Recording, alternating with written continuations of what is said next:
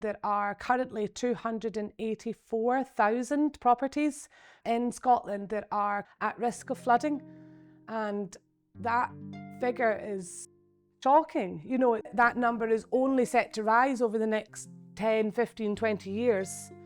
The climate is like a sleeping bear, and we've poked it with a very big stick, but it can do all sorts of crazy things.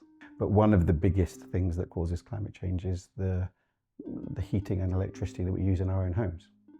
One of the good news stories is that there are two ways we can work with climate change. One is this thing, mitigation. So mitigation is saying we want to do everything we can to reduce climate change, and that's why we make buildings energy efficient and airtight, and we use heat pumps, and we look at natural materials and all of those sort of things. The most important thing you can do is insulate a building.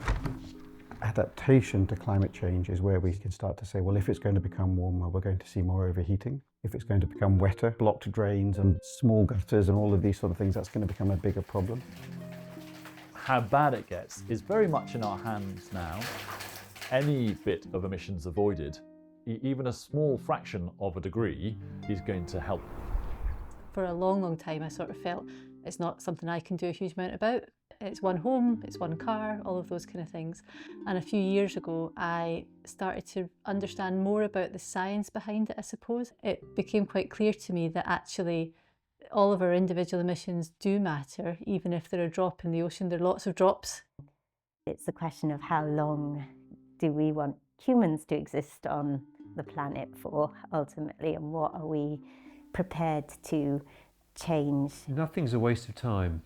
Every effort counts.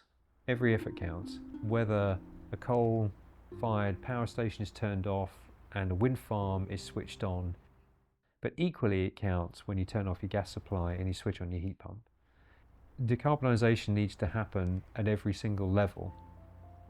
There is a way forward if we use our ingenuity and our creativity to drive change, then, we could have this